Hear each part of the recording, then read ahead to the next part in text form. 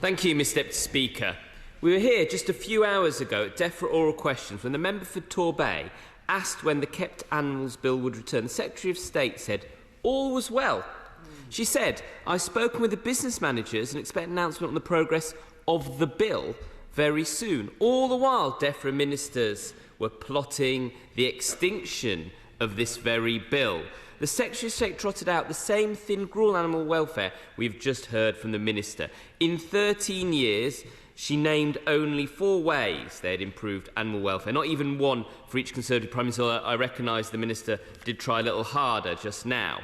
The political decision taken by the government today represents a profound setback for animal welfare in the UK. It confirms once again that the government are too weak to deliver their own legislation. This time it's innocent animals who will suffer the consequences. 3 Environment Secretaries ago we were promised that the Kept Animals Bill will bring in some of the world's highest and strongest protections for pets, livestock and kept wild animals. It was supposed to be a bill packed with ambitious reforms. It promised to close loopholes, like the one that allows the sale of dogs with unnecessary mutilations. It would have ended the cruel practice of exporting live animal slaughter, keeping primates as pets, and of course puppy smuggling.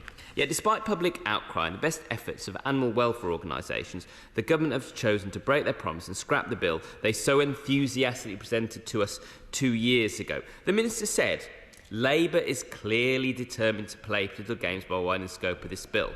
The only people playing political games here are the government.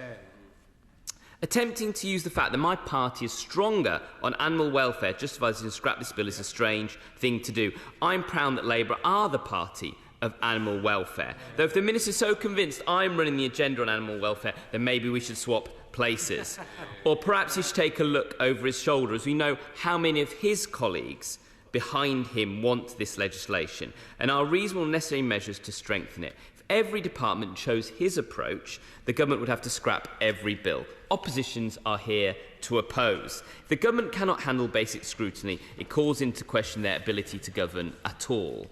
The last time the bill came before the House was October 2021, 3 Prime Ministers ago. Why has it taken him so long to come to this decision? Like the Animals Abroad Bill, another world-leading piece of animal welfare legislation scrapped by the government, the Minister promises that their commitments can be delivered more efficiently via single-issue bills. It's interesting to note, then, why they've still not banned the import of fur and foie gras, as promised in the Animals Abroad Bill. This morning, in deferred oral, Secretary of State gave a strong assurance that the import of pregnant dogs and dogs with mutilations, such as crop tears, will be banned. Will the Minister provide a timeline for imposed single-issue legislation for all the promises made in the Kept Animals Bill? I'd be particularly interested to hear for a date for the legislation to ban imports of young, heavily pregnant or mutilated dogs, as this was so clearly promised just 4 hours ago. Earlier this week, the Dogs Trust, supported by more than 50,000 people, appealed to the Prime Minister directly and urged the government to pass the bill. They and numerous other organisations have campaigned tirelessly for the reforms this bill was intended to introduce, and I'd like to put on record my gratitude for their unrelenting work. It's not just animal welfare groups passionate about this. Britain is a nation of animal lovers, and I think we're hard-pressed to find a member in the Chamber who does not receive multiple emails, letters and phone calls every day on these issues. So, Mr Deputy Speaker, this is not what the public wants. It's not what our dedicated animal welfare charities want. It's not what the Labour Party wants. So why will the government not listen?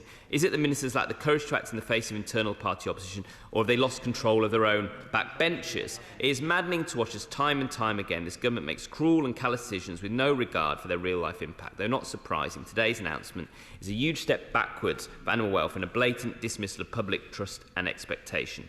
The Tories are not committed to animal welfare. They are committed to self-preservation, and they are taking increasingly representable measures as a result. Is it really too much to ask that even a country issues like the welfare of animals are put above the interests of a party so desperately trying to cling on to power?